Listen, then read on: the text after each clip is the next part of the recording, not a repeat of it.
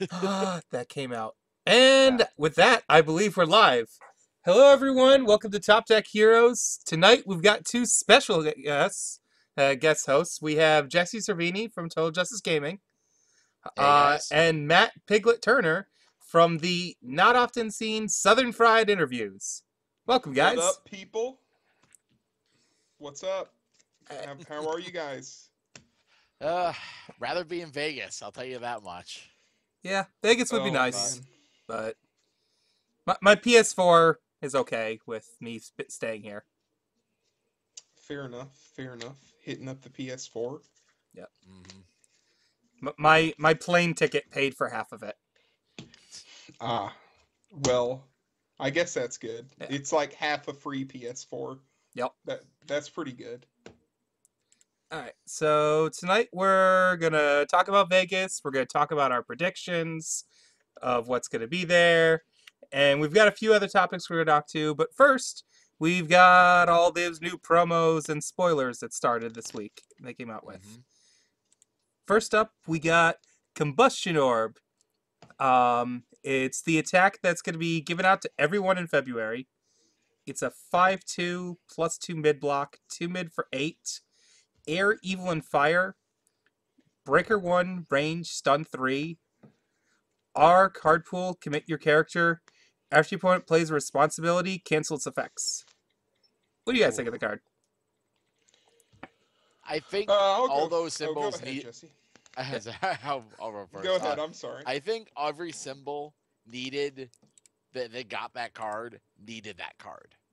Like they just needed this big stun attack that you're just trying to launch for damage. It's like kind of a Leona Blade. It kind of isn't, but it does what it needs to do. It does what you want it to do. That's just smash face. This card shares two symbols with Chasm Buster, Yep. and it's eight. Yep. And it's 8 damage for 5 and stun 3. Um, Fire stun aggro decks have been pretty much innovated forever and heavily played in Atlanta. And I can tell you, you'll see some at Worlds. I'm not gonna say much more than that, out of respect for the guys, but you're gonna see it at Worlds, and it stuns a lot. And um, this card just does that more. And like Chasm Buster, I related a lot to Chasm Buster because it's just like Chasm Buster, you play it on a 5, and like it's a really strong poke, and it gives you a lot of advantage. I mean, this card, like you go turn 2, and like if your opponent got a bad build, like if they failed and only got a 3 or 4 build, then you're just gonna tap majority of their staging area. And if you have a Saw Blades or a character with Speed Pump, then they're probably just gonna eat 8 if they have one foundation. Mm-hmm. So seems like a pretty devastating aggro card to me. What do you guys think? Yeah. I love everything about this card. I love that it has ranged, so we can follow it up with Shield Rams. Oh Every wow, it time. has ranged. Yeah. Yep. Didn't even. Yep. All Yep. right. The response is also uh, fun against Kim. You can cancel their ability after you block with it. Ooh, nice. Yeah, I think the response makes So, it like really versatile, yeah. which I I I like just want that. to combo it with Leona Blade. I just want to go play that, play Leona Blade, do like just stun 6 them into like you're tapped out on 2 attacks. Good luck. Yeah. Stun's always been one of my favorite mechanics. I've basically been playing a Void stun deck for the longest Mm-hmm. time. Just playing Void Satoshi. Um, Mm-hmm. and I think this is going to, even though I hate that Chasm Buster's back, this could be a thing that's going to finally tip me to playing Fire Stun aggro decks. Mm-hmm. Benimar I'll for the say, beatdown. yeah, I'll say I don't hate that Chasm Buster's back. Um, I like um I like Chasm Buster. I think it has a good place in the meta. I think it's a good card to, you know, I think it's a good pressure card. I think I don't know. It seemed like it just seemed like there were getting to be less and less like good like opening attacks that really pressure hard. Another one that comes to mind that's really good is like Venom Shot. like Venom Shot's really versatile because you can play it late for more damage, or you can just open up with a stun 3. And I think that's where this card is going to fall, like a really good opening pressure attack. Like even if they just block it, they're still going to commit 3 if they don't have anything to stop it, but they're still going to commit 3 foundations and use a block on it. I mean, that's great.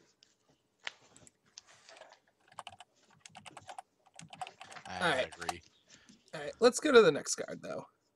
Once I find that button. Super Control, Foundation of Doom. Yeah.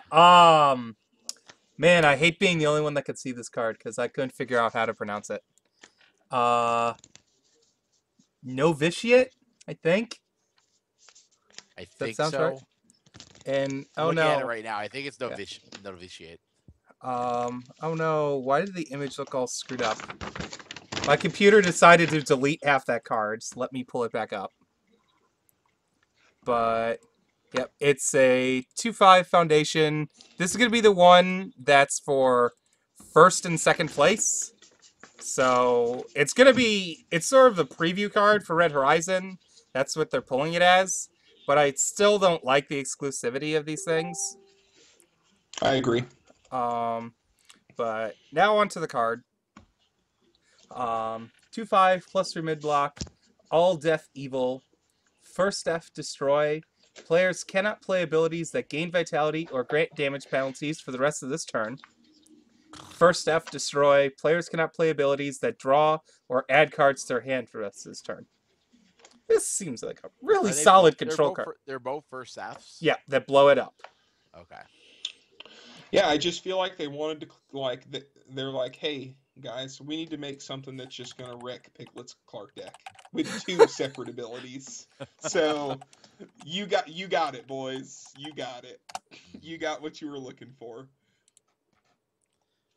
One thing I like about it, it's not unique, which has been kind of like a lot of these like hard negation abilities lately for like in the last year of deck design for foundation designing. There's been a lot of like, oh, this is unique.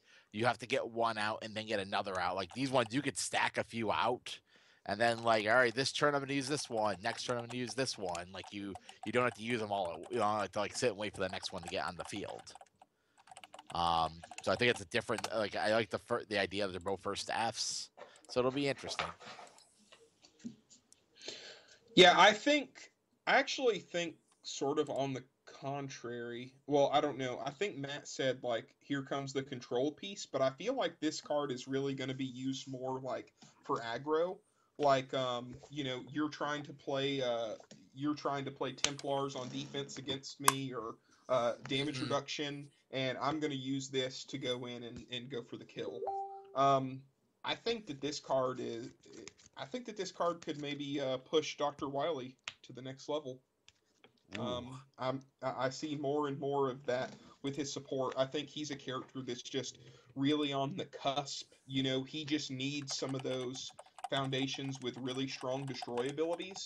And I'm sure, like, in the upcoming set, he's going to get that. So I think that he's really going to be, like, he's going to fall into being a tier deck after being sort of a joke character, for, like, the past. Like, and I like that. I like to see a character, like, come up from the ashes. I think that that's exciting. I'm hoping that happens with a couple of characters at Worlds this year. I want some characters to just only show up and blow everyone away, because so many things have shaken up the meta with them rotating 2 sets back and them banning 2, well, not the best character cards, 2 very popular character cards. Yep. So really it's a very unexplored metagame, I think, right now.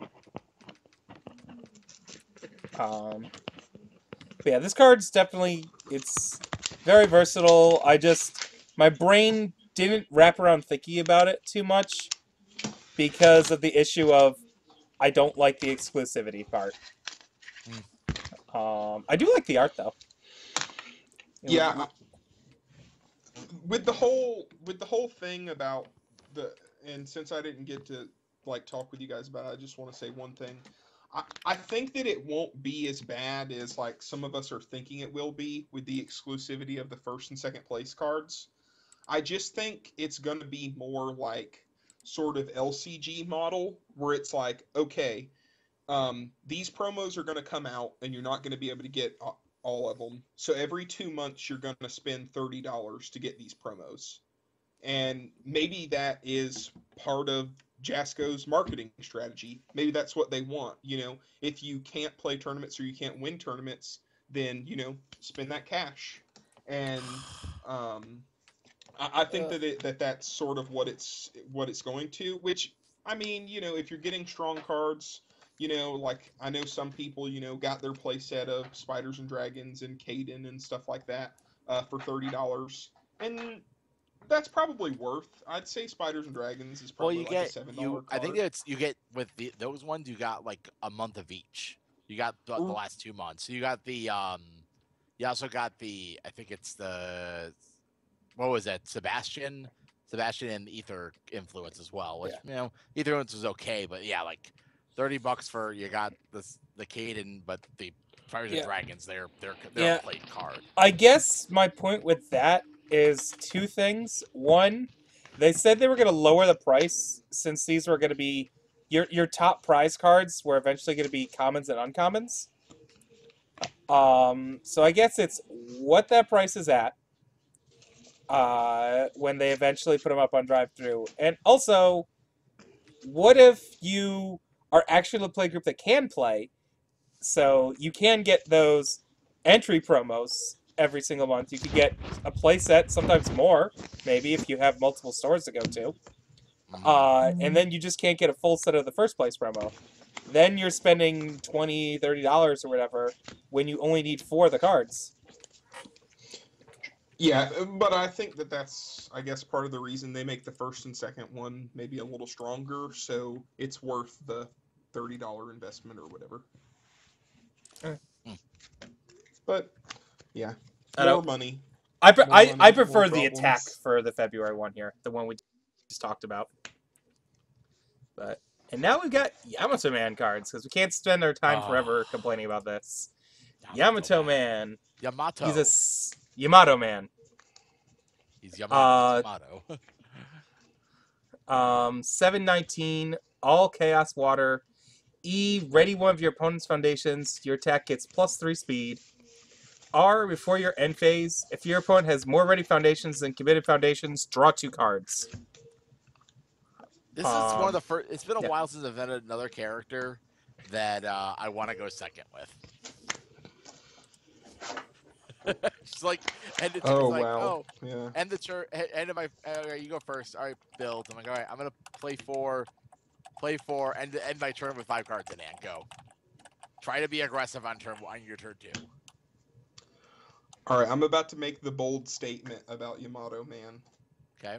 Guys, is Yamato Man just better Jiffany Jamber? Is he just 9 hand size Jiffany Jamber with speed pump? That's sort of how I see him. I can't play her off of Void. I can't play this one off of Void though. It's true. You don't get every symbol in the game. You can play Summer Heat and draw cards and more cards. I mean, yeah. Like, I don't know. If you're playing these 3 symbols, would you rather just play Yamato Man over Jiffany Jamber? That's kind of how I. That's kind of how I saw him. He's got that. He's got that nice draw ability to go to pseudo 9 hand size, and his speed pump. It's okay.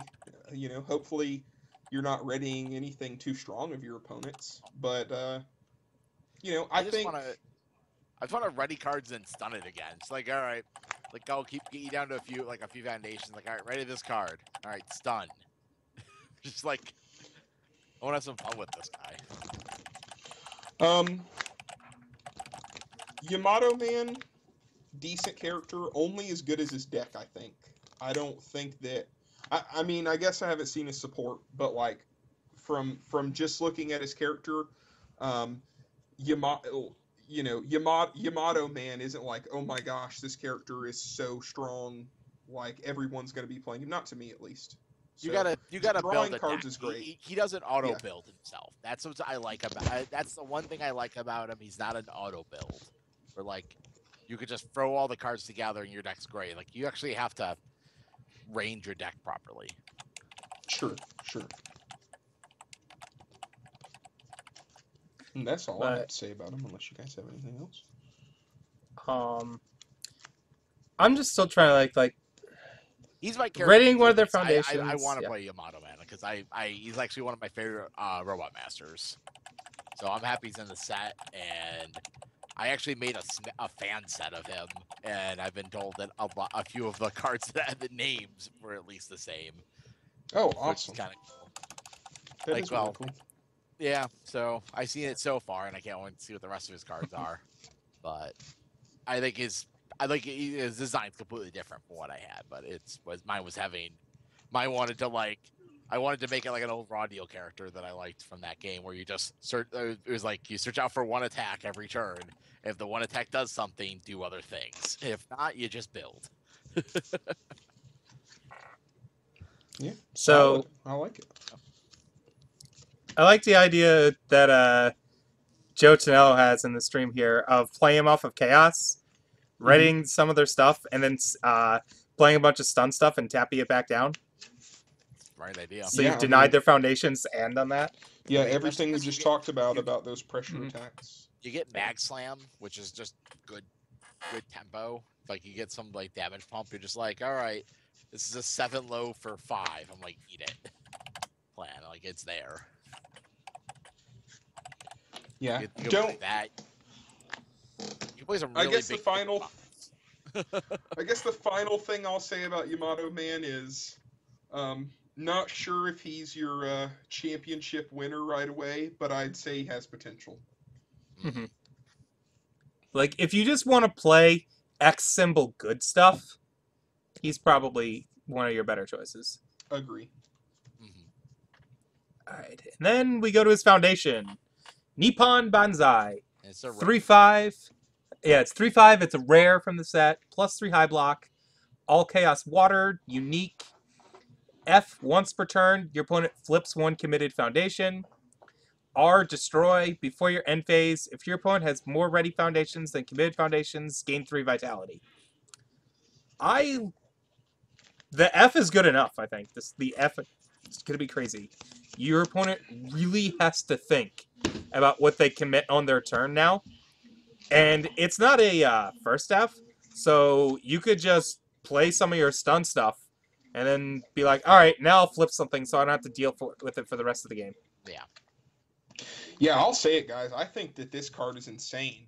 I mean, overnight, Chaos and Water just became like the best foundation control symbol. Like, you think Death, Evil, and Void are supposed to be, but I mean, Ever Hopeful in this card, like, what can you not control in their staging area at this point?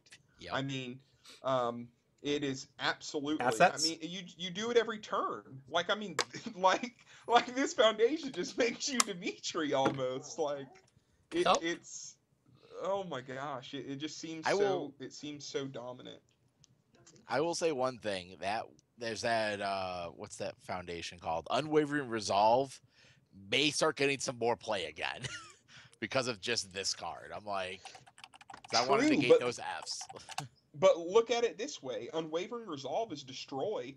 So if my card says form, you destroy your Oh, Unwavering I'm not. I'm Resolve. sorry. I'm not thinking about that. Puppet Master. That's the one that came back. Oh, okay. The one that like okay. actually like if they play an F, they have to destroy the foundation. Like they get Yeah. it through. Yeah, I'm thinking of the one that like it stops it, it blows it up after they do it. That's the one. I'm not. I was like, I know there's 2 F negations right now on. They were on certain symbols I've been playing. That I was gotcha. Puppet Master. I was thinking of. Like, My bad. My bad. I like that that has an R that if you draw multiples of it, you can get rid of it for value and then play your new one. At the same time, vitality gain, not sure if it should have been that. And also, this card's already really good without that R. Yeah, and this is something I wanted to bring up, especially with this card having vitality gain, and I wanted to get your guys' opinion about it. Are they just putting like a little too much vitality gain in the game? Like, all right. I won an extended championship, so I know what vitality gain can do to the game of UFS. Mhm. And like, you got Dimitri. Um, they and I think part of it had to be like maybe they didn't see like some of the stuff that was going to happen with the sets regressing, but like just the set regressing, having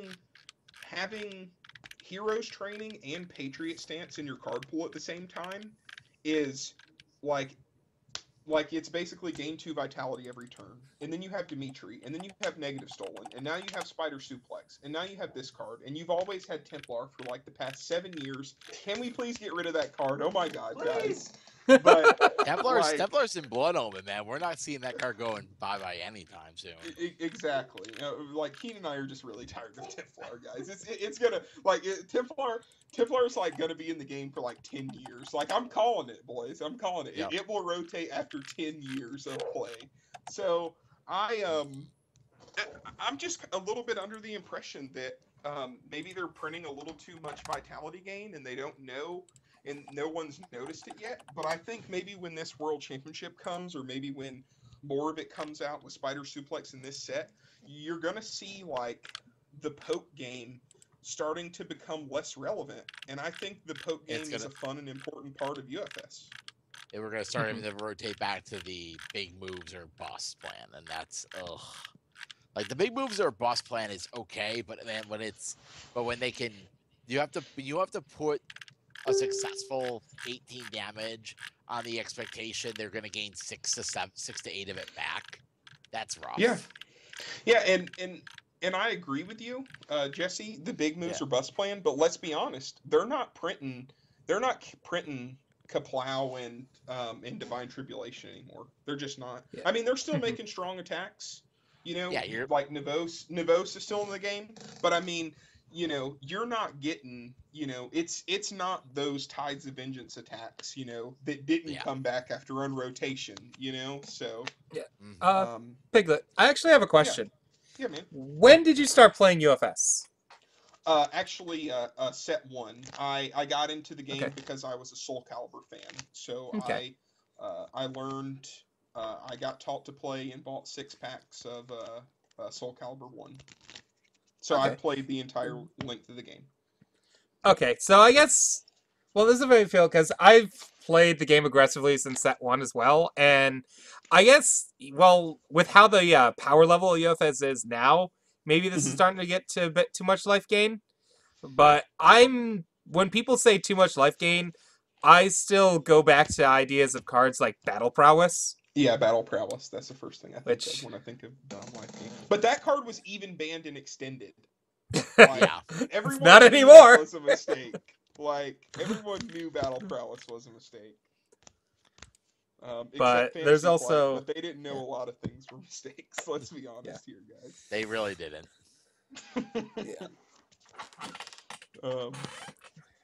Yeah, I mean, I'll be honest. I think I sort of enjoy.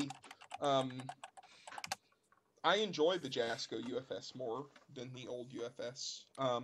The only UFS I really loved was like the very first sets. When Void and Evil and like like there were just like Lost Memories, Yoga Mastery, Ring Veteran deck, like the stuff was just like some of the decks were just in like Zazlamel versus Cassandra. I used to play Yu-Gi-Oh! And I used to play this game called Epic TCG, and like sometimes I think it's really fun if like everything is just broken. So everyone just plays like completely like degenerate stuff, and like it's you know, it's not like I'm playing the overpowered and you're playing the underpowered. We're both playing the overpowered, and let's go toe to toe. You know, Tyson versus Ali, like, you know, bashing heads knockout. Like I like that. I like that a lot. Okay. NFL Life Gain. I believe that is all of our cards. So next we're going to talk about what each of us thinks the top eight's going to look like, how many people we think are going to be there. Piglet, why don't you go first? All right. Since I believe you're the one of us that's actually going to be here. Or be there. I will be. Yep, I will be flying out to Vegas tomorrow morning. So I hope to see, everyone there. Wish you guys could come. So All right. first place will be Piglet. Let's see. So, World Championship attendance. I'm thinking 80 players. I hear there's a lot of, Vegas players, a lot of West Coast players. I think there was like 70 some odd. So I think there's going to be an increase. I don't think we're going to hit the 100 mark yet. I think it'll come, but I don't think it's. I think we're going to need Street Fighter for that to be there. I'll be honest. If we're going to hit the 100 mark, we need a Street Fighter set. But the game is increasing, and that's good. So my guess is 80 players. Let's see, my top 8. Let me make sure I have 8 decks right here. 1, 2, 3, 4, 5, 6, 7. All right, and then I guess I'll throw a wild card deck. So this is in no particular order. I don't. If you want me to guess a winner, I maybe will at the end. But I think BB Hood, Snake Man, Felicia, Terry from Neomax, Lilith, Kim. And a shout out to my boy Jeremy Ray, playing Jeremy Ray. Gonna get into top 8 with him. And then the last top 8 deck will be whatever I'm playing. I don't know what I'm gonna play yet. Could be Clark, could be another 5-hand size character. So testing some Goro and testing some Super Skullman and some Basilo, but some 5-hander in there that I'm playing. So that's sort of my prediction. I'll go into my picks a little bit. BB Hood, because BB Hood is the pride and joy of Atlanta. So that's going to be coming strong. I think Giggles is really good with Snake Man, and I think that he'll make it into top 8. There are a lot. He's going to win this year. There are a lot of good Felicia players. So I think that's a really safe call. The Terry from Neomax call is because I saw Brandon Jones's Terry deck on stream. I've never met Brandon. I have a lot of respect for him as a player. He seems really good, and he's beaten some really good players in some of the Pro Tours that he's topped and won in. And that deck drew a lot of cards, and it was really hard to block. Lilith, I think Lilith is extremely good. Kim, I'm sure Matt Hughes will give his opinion on Kim, so I won't have to go into that. And then my Jeremy pick is just because I think Jeremy's a skilled player, and I really like his character card. So, and, my last pick is whatever I'm playing, because, I'm taking people to Suplex City. So whatever happens. We're going to take you down to the Suplex City. Yep. But yeah, that's just a little piece of what I think. And if you guys have any questions for me, or if y'all want to go ahead and go, y'all can go ahead and say what y'all think. I'll actually just run my down as the comparison. I kind of just went as I'm gonna go with just saying characters, because that's a lot of these could be varying on what symbol people want to play them on. Sure. Obviously, Athena been very popular lately since Kevin Broberg took down Rockford, and she's got 3 awesome symbols to be built on. Definitely could see her in the top 8. I agree. Dimitri, he's a bag of tricks right now. He's Angels 2.0. Yeah. If you are a smart player and you want to really test your opponent's limits of knowing what's going on, Dimitri's a good play. I'm gonna just say it, Chaos Snake Man, because Giggles is showing up, and Giggles wants cardboard again. He wants his own cardboard more than anything. Kim, it's gonna happen. If a Kim does not make top 8, I may have to eat a card. I may have to actually eat a card on that road. I have to make sure there's- Ingest one card. I've ingested a card over bad bets before. I will do it if necessary. Do you want to ingest an 8-year-old covered in booze Foundation of Power playset? Oh, okay. I thought you were talking about eating 8-year-olds, and I was like, all right, guys, it's time for me to leave the show tonight. I am done. Oh, No, I have sitting in a binder somewhere because I couldn't sell them to Sean. The Air and Chaos Foundations of Power that my friend, after getting them in the mail, decided to spill booze on them before handing them to me. That's the worst. Those are the worst friends. I've got Ryu. Definitely, he's got the 3 symbol spread of insanity right now. Great builds all around. BB Hood is gonna be my 7-hand size fire of choice. Yep. She is evil. Will beat you up, and you will just be sad afterwards. You're right, Jesse. She does have the evil symbol. No, she's just really. My 5-hand size for choice is gonna be Goro. He's very well positioned for the format right now. And I think he can definitely just execute when he wants to. And my left field is going to be Reese. Punches are... There's a lot of punches right now on Reese, and he can just wind up and just wreck your board. And with so much discard effects built into the game right now, off of that, you got Whistle. Like, he could really get going against some people. The Reese call is interesting. For my top 8, first off, I think the meta is actually open enough. It's a really open meta. I actually forgot to put down Kim when I was writing this list up earlier today. Got him. That's how open this meta is, I think. I just forgot. I was like, yeah, about it. But also something that you touched on in your list, Piglet. Mhm. I talked about this last week, where I think the game, while it is growing, it's still small enough and a tight enough knit community where we know all the good players. Where Sure. if you know what players are showing up and what deck they're playing, you can guess the top 8 based upon that. Yeah, I agree. Like we're all saying Chaos Snake Man because we know Giggles is the best at that deck, and we know that he's It's gonna a make strong it. deck. Yeah. It's a strong deck, and we know he's the best one with it.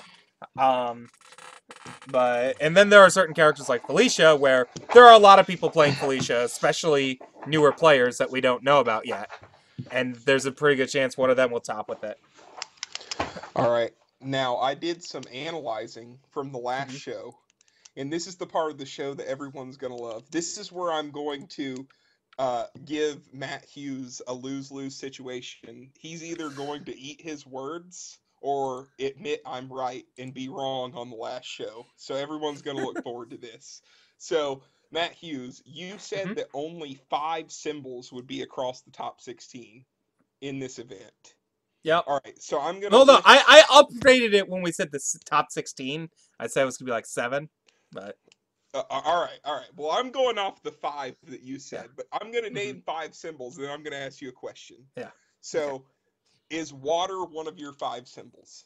yes, Would life be one of your 5 symbols? I don't know. Okay. All right. Then you were talking about BB Hood. Would fire be one of your 5 symbols?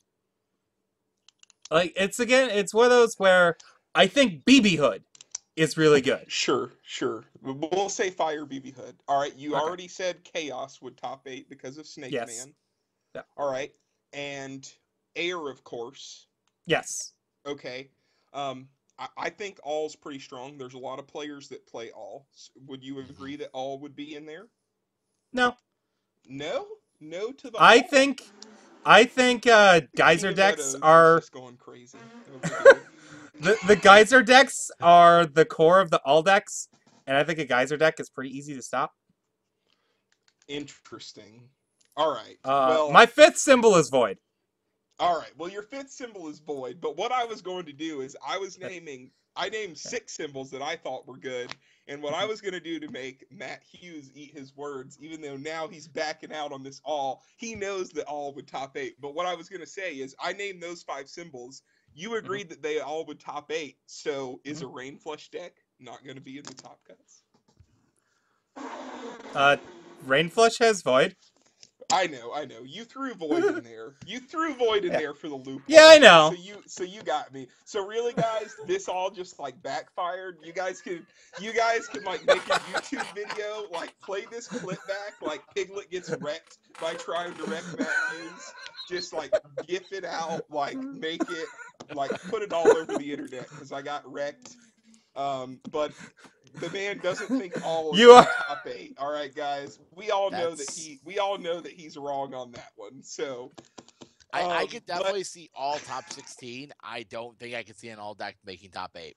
I'm gonna agree with him. Fair enough. I will say I'll give it that much, but I just don't think it's well positioned. There is one all deck that is very different from a bunch of other all decks we were working on. It's an all Ryu deck, but it's so complicated we couldn't figure it out. If someone figured it out properly, how to play it the best and what the best cards, I think Drew Maffei already has. It involves killing people with Etenzellas and Mistrals and Hurricane Uppers, so... Yep. Drew Maffei already has so, build, boys. So I'll get wrecked if that tops. Yeah. But Drew's not going. But let's move on. He's not going. I was just trying to be funny and wreck Matt Coles, and he just totally countered me. I got reversed, Matt Coles. guys. Matt Coles. I'm Matt Coles now. Did I just call him Matt Coles? Oh, yes, you did. Matt Hughes. I gained a lot of weight if I'm Matt Coles. Yeah, if you were Matt Coles, yeah, that would be pretty sweet. I am. Nah. All right. That would mean I already have my card. I got wrecked in reversal, so I got reversal in bonus for game. So we'll go to the next topic. Yeah. Yeah, we talked about most of the decks I'd have at the top already, which are just Snake Man, BB Hood, Air Raptor, Air Felicia. That all Ryu deck is kind of my thing that I'm throwing in there if someone can figure it out. I'm gonna post what Kevin and I came up with if anyone wants to run it, because I'm pretty sure Kevin's not running it, so I don't think he'll care. So I'll post that sometime tonight. But let's go into the main story, Piglet, which you wanted to talk about a bit.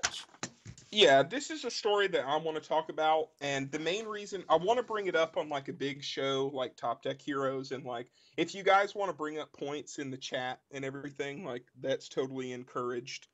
The topic for me tonight is running UFS major like cardboard tournament at Gen Con. Now this isn't necessary to say like if they want to do an extended or turbo championship there, but like the teams championship and the singles championship at Gen Con. And we've all, come to love Gen Con. I've been to Gen Con for the past 5 years. Love Gen Con and enjoy it. And, like, I wouldn't trade those Gen Con years for anything. And, like, I think a lot of it had to do with maybe this, like, past year. Because, in my opinion, this past year was the worst Gen Con that I've been to for a lot of different reasons. But, you gotta basically... I'll say one thing, and I've done all the math for it. The big reason is one of your big things was the price of hotels and the availability. Yeah, it's blame One Direction. Yeah, I'm not joking. I've done the math on it. Oh, One Direction, dude. The One Direction destroyed the hotel prices last year. They really should have pushed that to a week before, a week after. Yeah, and it's kind of happened where, like, they've thrown Colts games and concerts and stuff at the same time as Gen Con. And it's just gotten to me where Gen Con is so big now and so many people go that it's just gotten so expensive. I mean, our hotel room, like, for 5 nights was like $2,300. Like, like that's a lot of money, like to split between 5 guys. And that's before you even do anything, like that's $500 shelled out before you even do anything. And like, it's getting to be, in my opinion, like pretty crowded. I know it is a con, but I mean, I've been to smaller cons, and it's really crowded. A lot of it has to do with just the expenses and even the availability of hotels. Like, you might be willing to pay $2,500 for a hotel, but you can't even find one to book. I Yeah. mean, We it's I, go our ahead, hotel Jesse, we go ahead. got from our group. I got on the housing portal, and I was on there every day, constantly, from February until I think we got ours Memorial Day weekend. We got a room that was within the 3 block radius, which is Yeah, still a walk. Like our walk was, we still had a 25-minute walk every morning. Let me tell you, by yeah. the I end of mean, the weekend, my that's feet were still a dead. solid walk. Yeah. Yeah, and I'd love to hear the some of the West Coast guys' opinion on this, because I feel like that sort of might keep a lot of West Coast players from going. When you have to spend $300 or $400 on a flight to Indianapolis, and then you have to spend another $500. I mean, they have to spend $1,000 before they even do anything, and Yep. that's not even including. And the badge prices have gone up. I paid for badge and UFS events $112. I mean, Mm-hmm. we're just talking about money that you spend right now before you even buy a thing in the dealer hall. Before you do anything, before you buy food, before you buy, alcohol, entertainment, before you do anything, Yeah. someone from the West Coast is shelling out $1,000 easy. So, that's just something I kind of want to put out. I hope more people will maybe talk about it on other shows, or like, maybe there will be some forum discussion about it. I would especially, like I said, like to hear some of the West Coast players, because I feel like that is a reason that the West Coast isn't represented as it should be in the Mm-hmm. World Championship. I mean, Vegas is closer for them, but sort For of my nationals. idea, Yeah. right? So sort of my idea um, behind it, as an alternative, would be sort of like we do pro tours and Rochester 2Ks. They're hosted all over the country. So my idea would be, um, you basically apply, and you have to have a streaming setup, a store so big, and all this Or stuff that location. can, Yeah. right, or location, whatever. And basically, play groups will apply to get the national championship there.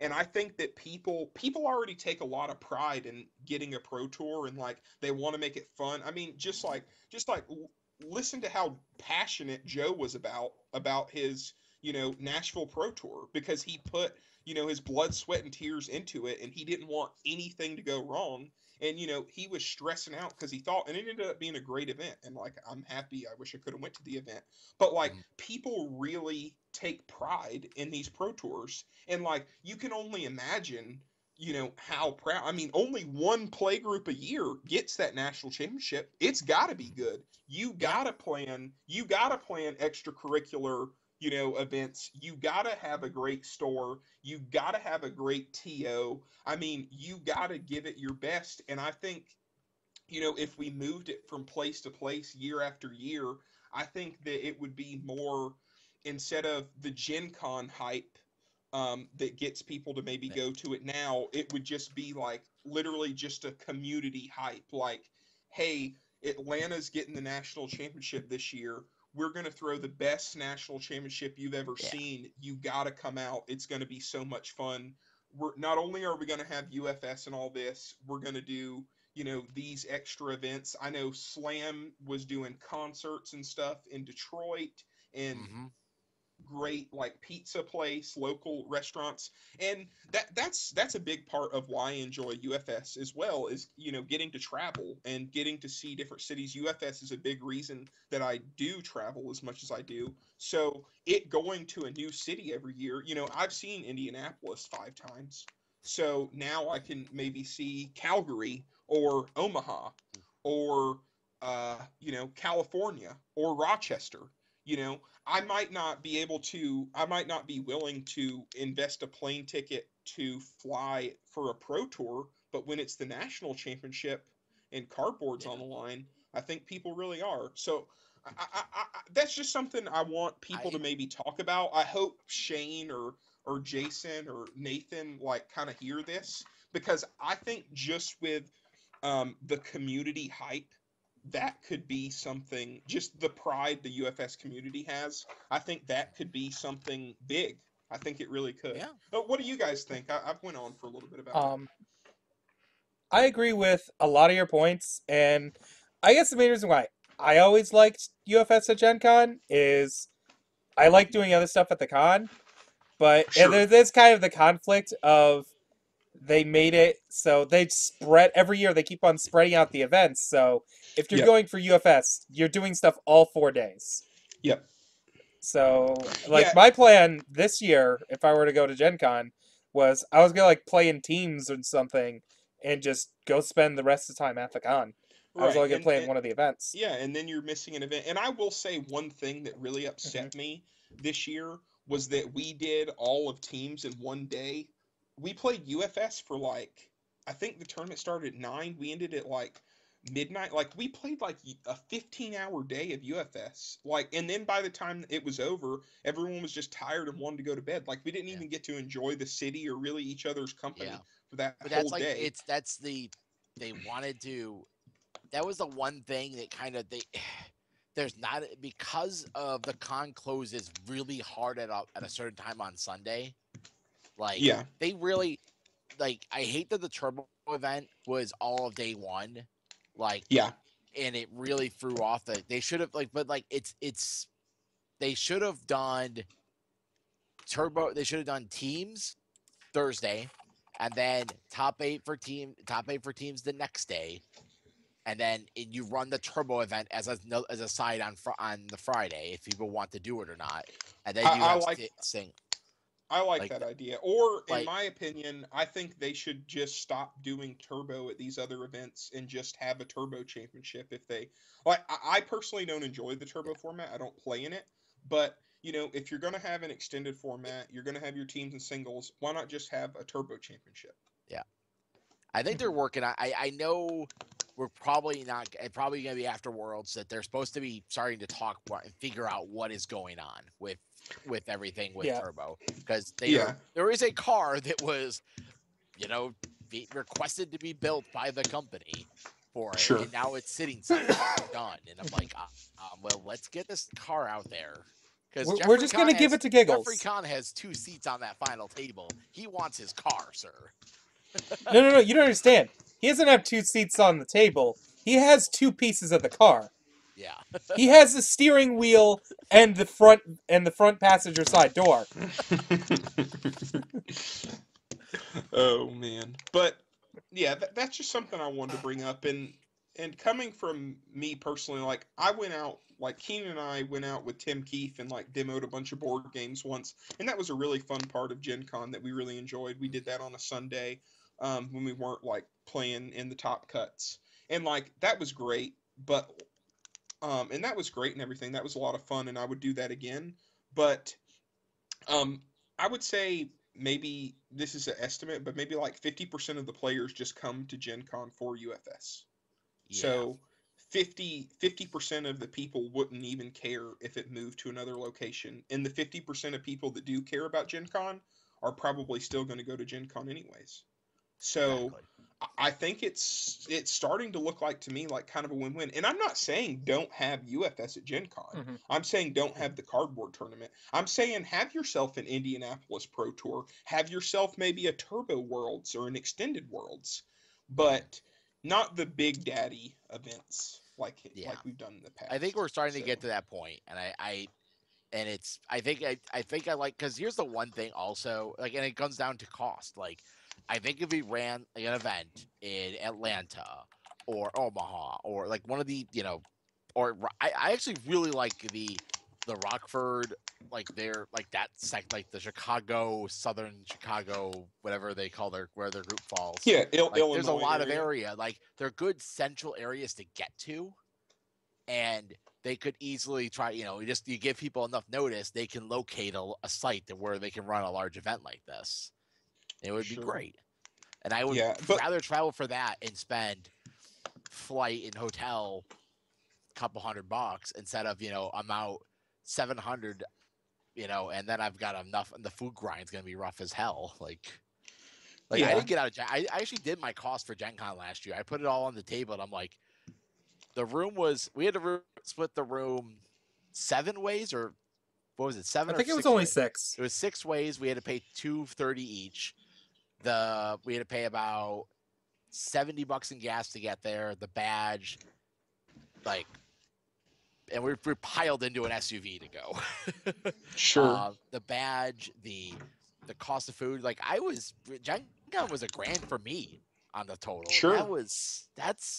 I'd rather, if I'm gonna spend $1,000 to travel, I want to go to Las I need more. Vegas. I'm going to I might be going to WrestleMania this year, and I'm like, I've already, and I took it. So much of it's been prepaid for with the package I'm looking at that I'm buying from somebody. It's like I'm gonna spend $1,000, but I get to go to 3 events or 4 events total. A hotel room's paid for, and my flight's paid for in the package, and I'm like, that's great. It's all valued properly. Sure. So, But I'll let you guys say what you have left. I kind of said my part. The main thing I want is I want people to discuss that. I want to see what the rest of that's my opinion on it. I want to see what the rest of the community thinks about it. And the good thing about Jason is he's at least willing to listen to the UFS community. And that's something I really admire about him. And I mean, he doesn't have to come on like the media shows and stuff like that. I mean, like, what other president of a company is going to do that? So he really does care. So I think if it's something that the community feels strongly enough about, then it could be something that we could actually change. So that's just something I want to bring out. I want people to discuss that, but we can move on unless you guys have anything else to say about it. I'm good. I'm very conflicted because I understand about the price, but I like Gen Con itself, and I personally, mainly because I don't drink, and I'm already gambling enough by playing a card game, so I don't really want to gamble in Vegas, so I see 0 point in Vegas. Sure. Well, Right. it is wait, the you don't think we headquarters should of be running Jasco an event? Games. Do you really think we shouldn't be running an event in Vegas? I don't think we shouldn't be running it. There's no reason for me, other than the price concern itself, no reason for me to be going to Vegas over Gen Con. Well, Sure. we'll see what happens. Sure. I'm gonna roll into Vegas for PTC. I'm gonna walk. I'm walking out with that pot. I can tell you that much. That's awesome. I was very blatant about that. I'm driving to Vegas and on the expectation to win. All right. Let's move on with the show. I know we're going a little bit long. We've run on and we're getting close on time, but Yeah. So we don't have Kevin this week for his top 5. So we're going with Piglet's top 5 this week. Your top 5 hand sizers. Piglet's picks, baby. Double P. Piglet's top 5 is the top 5 hand sizers. Top 5 hand sizers in the format. And I know you guys I'm sure I'm not looking at the stream chat, but y'all are probably like, Piglet, there's only 5 viable 5 hand sizers anyways. That may be true. I think there might be 6 or 7. I have a Death Caden deck, okay, guys? But I am going to also give the symbols, so for a little more intel and knowledge. So we'll start with number 5 because I'll do, the reverse. We'll start with number 5, and my pick for number 5 is Super Skullman 33 off of all. The 5th pick, I went through a lot of different decks, and it took some testing. I almost had Basilo here. I think Basilo is almost there. I think he needs just a little bit of way to a little bit attack that's better than Horoken to give himself a hand size advantage, and maybe someone has found that, and I just haven't seen it yet. But he plays very, very aggressive. But enough about him. I'll talk about the Super Skullman 33 deck off of all. All is an amazing wall deck. As you see from Jeremy Ray's championship in 2013, in my opinion, Super Skullman 33 is the best late game character in UFS. He's one of the best that's ever been made. He absolutely scales well. His hand size scales well. He has amazing blocks with character blocks. All is an amazing wall symbol. Crime Fighter is extremely hard to break through, especially if you're playing Busted. attacks, especially if you're playing attacks that have Death, Evil, or Void on them. Besides his, destroy a foundation to take no damage. You get Templar.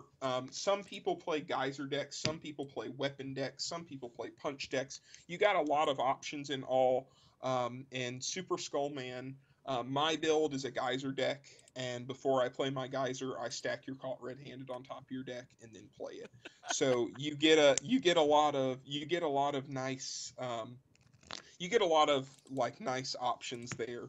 So I'll go on to the next one, and I talked about Jeremy Ray making top 8. So my fourth pick is Jeremy Ray off of Order. Order has one of the worst foundation bases in the game, in my opinion.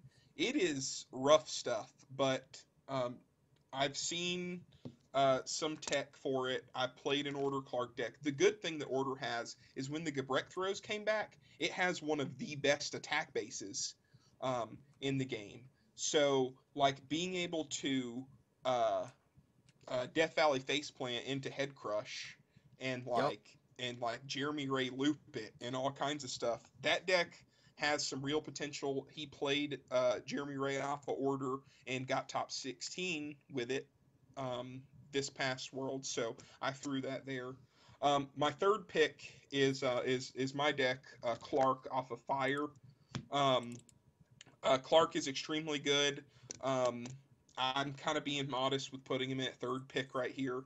The biggest thing that makes him so strong off of Fire is Celestial being able to protect your character. In the Kim matchup, having Unwavering Resolve to negate Quan Chi Nim, and having key techniques to continuously reduce their damage by 2 every time you take an attack. You draw a card, and then on the next attack, you discard the card for -2 damage. There's a lot of DR. Fire has a ton of committal. Land of Makai. I mean, you guys can look up my deck from this past Worlds, but you have Land of Makai. You tap them down. You take them to Suplex City with an Ultra Clark Buster. I think I hit like Corey Hicks for like an 18 damage one and yelled at him and all kinds of stuff. So yeah, he took 18 damage. So my second deck, and I've actually not played this deck before or even played against it, but results don't lie. I fully believe that results don't lie. So my number 2 pick is Gutsman off of Life, and a lot of this has to do with Robert Schneider, his deck. And he was the Swiss champion, and he made top 8 in the Rochester 2K. And this guy's been really tearing it up, and I can see I can see why the deck's strong. I mean, being able to reversal with quick and precise and Gutsman ability, like Gutsman reversals is already nice, and I have Gutsman builds off of every build. Not all of them are updated, but I mean, like my number 2 pick is basically just off results. I mean, you don't become Swiss champ in a strong field of players with a bad deck. It's lucky that I didn't make this deck number 1 here. I can see where it's strong. I mean, playing a Venom Shot for stun 5 and then using Super Arm to discard it out and then just go in for a kill turn. I mean, that's crazy. The stun in this deck is absolutely amazing. So, I like it a lot. I've looked at both of his lists from both events, and I'm really impressed. My number 1 deck, and this is also based off results. Rio Gopal recently won the Team UK Championship with an Earth Goro deck. I've talked with Ryu about it, or Rio about it, and like it's extremely good. Tyler Clark just played it at third place in the the Nashville Pro Tour. I think that you're going to see this character in the top 16 of this World Championship this weekend. I think that this deck is really strong. Off of Earth, of course. I don't know if I said that. When you play a negative stolen, and your opponent has to either block and get a Goro response, or not block and all your attacks are essentially -2 damage for the next turn. That's rough. And I can tell you right now, I already have a Spider Suplex build that I have made, and I will be playing Earth Goro after Spider Suplex is released. So basically, come February, Goro will be my new deck. So I don't think Earth is I that want to roll strong that as a deck sim. into Poughkeepsie. Yeah, I don't think Earth is that strong of a symbol right now, but I think Goro is getting it there with a little bit of draw power it can have.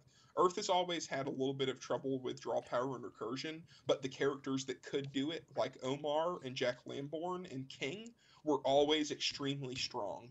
And Goro can't actually recur, but he can generate advantage off your opponent blocking your attacks since you have more momentum. So you have spinning Necro Driver.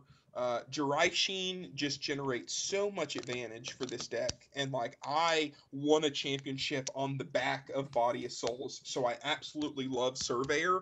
It almost blows my mind how I haven't built like a Surveyor throw deck yet.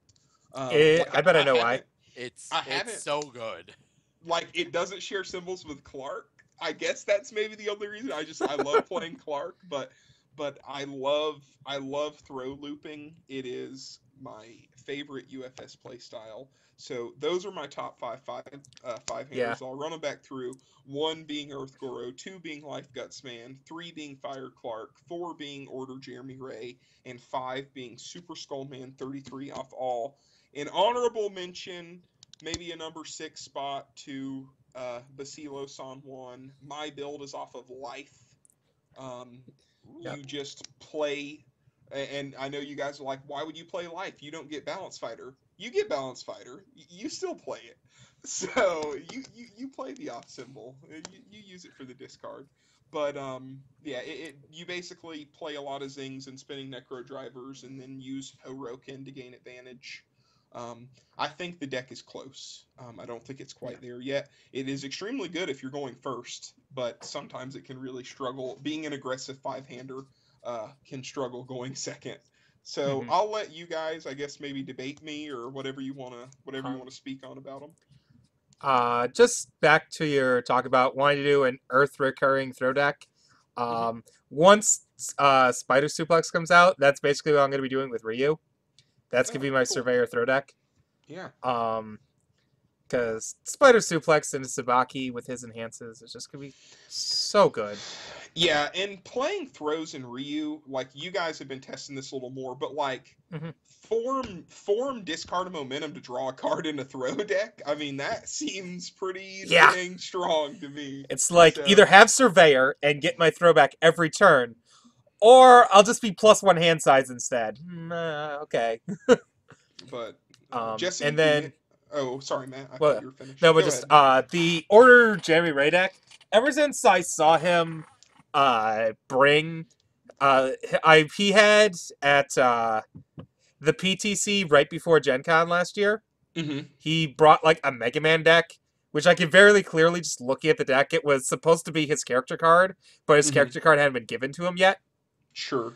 And I had looked at it and I really liked it a lot. I was like, I want that to be my Rainflush deck. And I've been finally gotten around with Into Sunset coming back. Started putting everything together. The only thing I don't have is spinning Necro Drivers because I gave them away to Nathan Pruitt last year. Oh man. But so once I get those in the mail, Pruitt. That guy's awesome. I'm getting another set in the mail from a friend soon. So once those come in, that's probably gonna be a deck that I try for a couple weeks until I get my Spider Suplex. But yeah, I definitely like all these. I don't want to pay Goro. Jesse, you have any comments on Piglet's picks?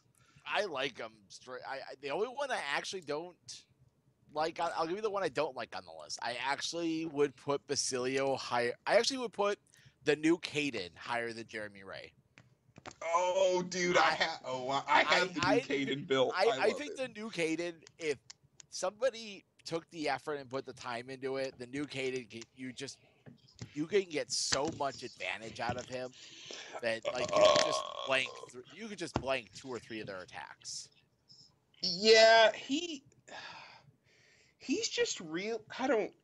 I play Death Caden, and his R is okay, but let me tell you, the whole reason I built him was so I could block and like double showdown people. But Yeah. fair warning before you build your Caden decks, guys, you don't get a reaction window to do it.